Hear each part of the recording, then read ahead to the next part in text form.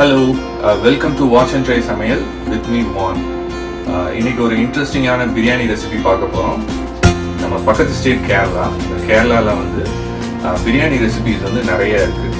மலபார் பிரியாணி, கேலிக்கட் பிரியாணி, தலச்சேரி பிரியாணி. இதில் வந்து ரொம்ப இன்ட்ரெஸ்டிங் அண்ட் ரொம்ப டேஸ்டியானது வந்து தலச்சேரி ஃபிஷ் பிரியாணி. இந்த தலச்சேரி ஃபிஷ் பிரியாணி வந்து நம்ம தமிழ்நாடு ஸ்டைலோட கொஞ்சம் டிஃப்ரெண்ட்டாக இருக்கும். வாங்க அதை எப்படி பண்ணலாம், அதுக்கு தேவையான இன்க்ரீடியன்ட்ஸ்லாம் என்னென்னு சொல்லி பார்க்கலாம். தலச்சேரி ஃபிஷ் பிரியாணியோட ஃபர்ஸ்ட் ஸ்டெப் வந்து ஃபிஷ்ஷை மேரினேட் பண்ணேன். இந்த 1 kg நெய் மீன் இன்னைக்கு எடுத்திருக்கேன். இந்த 1 kg நெய் மீனுக்கு வந்து காஷ்மீரி சில்லி பவுடர் வந்து நான் ஆட் பண்ணுறேன். 1.5 டேபிள் ஸ்பூன் ஆட் பண்ணுறேன். உங்கள் காரத்துக்கு தகுந்த மாதிரி நீங்கள் சில்லி பவுடரை ஆட் பண்ணிக்கலாம். அதுக்கப்புறம் 1 டீஸ்பூன் டர்மரிக் பவுடர், உப்பு வந்து உங்கள் டேஸ்ட்டுக்கு ஏற்ற மாதிரி ஆட் பண்ணிக்கோங்க. அப்புறம் ஒரு டீஸ்பூன் ஜிஞ்சர் பேஸ்ட், அப்புறம் வந்து 1 டீஸ்பூன் வந்து கார்லிக் பேஸ்ட் ஆட் பண்ணிக்கோங்க. இது எல்லாத்தையும் நல்லா மிக்ஸ் பண்ணி ஒரு பேஸ்ட் மாதிரி ரெடி பண்ணிக்கோங்க. கூட வந்து 1 டீஸ்பூன் லைம் சேர்த்துக்கோங்க. இதை நல்லா மிக்ஸ் பண்ணிக்கோங்க. மிக்ஸ் பண்ணி ஒரு பேஸ்ட் மாதிரி ரெடி பண்ணிக்கோங்க. இதை வந்து இந்த பேஸ்ட்டை வந்து நெய் மீனில் வந்து எல்லா இடமும் படுற மாதிரி நல்லா அப்ளை பண்ணிக்கோங்க. இந்த மாதிரி வந்து நல்லா எல்லா இடமும் படுற மாதிரி அப்ளை பண்ணி மேரினேட் பண்ணி 1 hour இல்லைன்னா ஓவர் நைட் மேரினேட் பண்ணால் ரொம்ப நல்லாயிருக்கும்.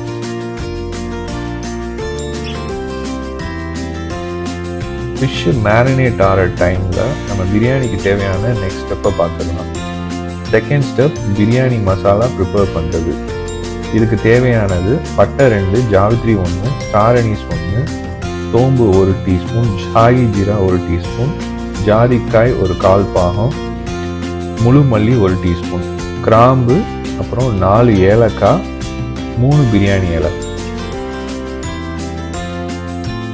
இதெல்லாம் ஒரு ஃப்ரையிங் பேனில் லேசாக வறுத்துடலாம்.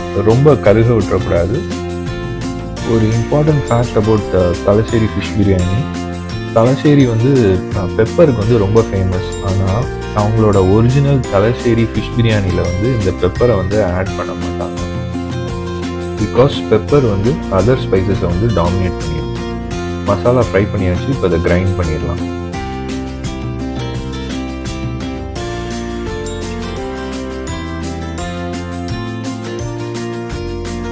ஃபிஷ் பிரியாணிக்கு மசாலா ரெடி ஆயிடுச்சு. Step 3 frying cashew and raisins. ஒரு பெரிய பேன் எடுத்துக்கோங்க. அதில் வந்து 1 டேபிள் ஸ்பூன் கீ ஆட் பண்ணிக்கோங்க. கீ நல்லா சூடான உடனே 1 tablespoon cashew and 1 tablespoon dry grapes add பண்ணிடுங்க. இதை நல்லா ஃப்ரை பண்ணுங்கள்.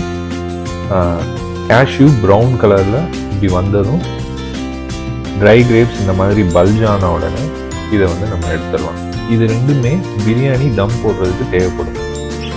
Step 4 cooking rice. Cashew and try grapes fry பண்ண அதே பாத்திரத்தில் ரைஸை குக் பண்ண போகிறோம். ஃபஸ்ட்டு ஒரு பட்டை, 2 ஏலக்காய், 2 கிராம்பு ஆட் பண்ணிடலாம். இந்த ஸ்பைஸ் லைட்டாக பொரிஞ்சு வரும்போது ஒரு பாதி பெரிய வெங்காயம் ஆட் பண்ணி அதை ஃப்ரை பண்ணிடலாம். வெங்காயம் ஃபாஸ்ட்டாக குக் ஆகிறதுக்கு நம்ம சால்ட் கொஞ்சம் ஆட் பண்ணிக்கலாம்.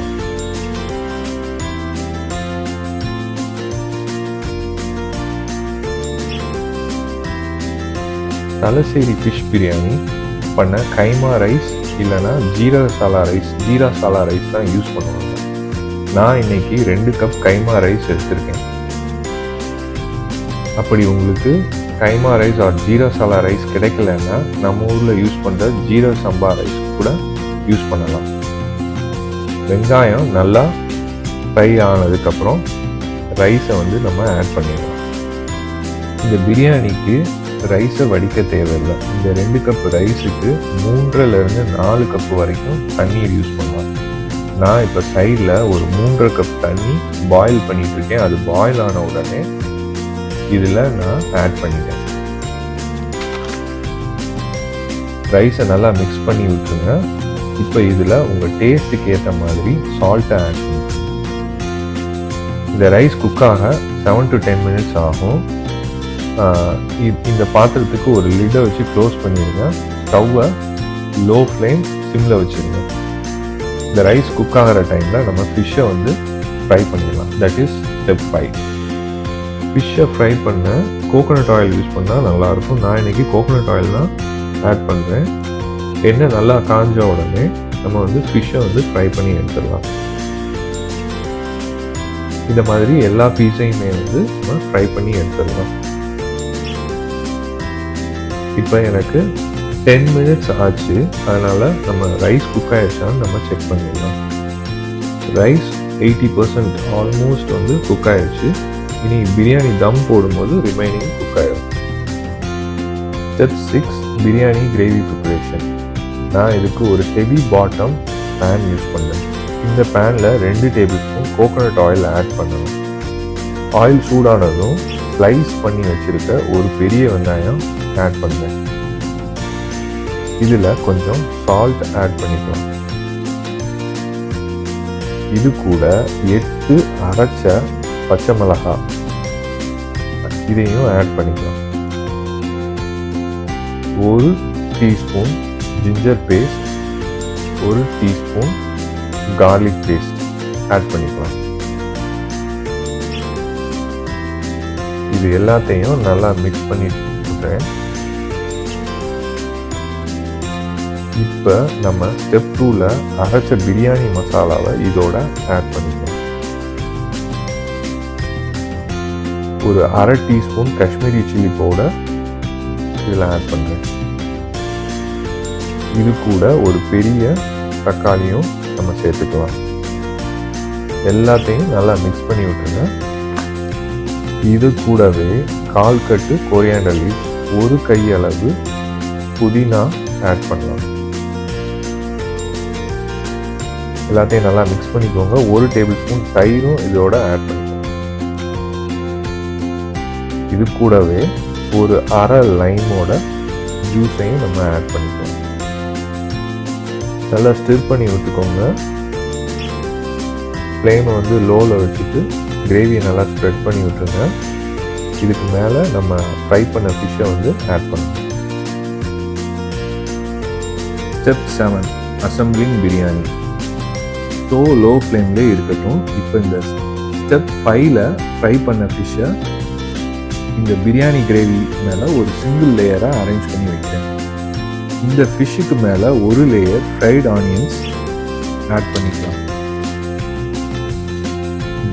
பிரியாணி தம் போடுறதுக்கு ஒரு டவாவை பிரியாணி பேனுக்கு அடியில் வைக்கணும்.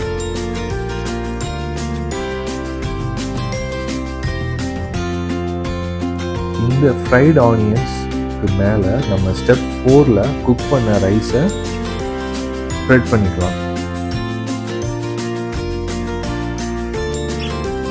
இதுக்கு மேலே நம்ம ஒரு டேபிள் ஸ்பூன் கீ ஆட் பண்ணிட்டு இது கூட ஃப்ரைட் ஆனியன்ஸும் ஸ்டெப் 2ல் ஃப்ரை பண்ண கேஷ்யூ அண்ட் ட்ரை கிரேப்ஸை இதுக்கு மேலேயே ஆட் பண்ணிக்கலாம். தம் குக்கிங்காக அலுமினியம் ஃபாயில் ஷீட்டை இந்த பாத்திரத்துக்கு மேலே கவர் பண்ணி வைக்கிறேன். அதுக்கு மேலே இந்த பாத்திரத்தோட லிட்டை வச்சு நான் க்ளோஸ் பண்ணிடுறேன். பிரியாணி ஒரு 10 மினிட்ஸ் ஸ்லோ ஃப்ளேம்லேயே தம் குக்கிங் ஆகட்டும். 10 மினிட்ஸ்க்கு அப்புறம் நான் இப்போ பிரியாணியை வந்து ஓப்பன் பண்ணுறேன். நல்ல வாசனை வருது. பிரியாணி எடுக்கிறதுக்கு ஒரு ஃப்ளாட் ஸ்பூன் யூஸ் பண்ணுங்கள். அப்போ தான் ஃபிஷ் வந்து உடையாமல் வரும்.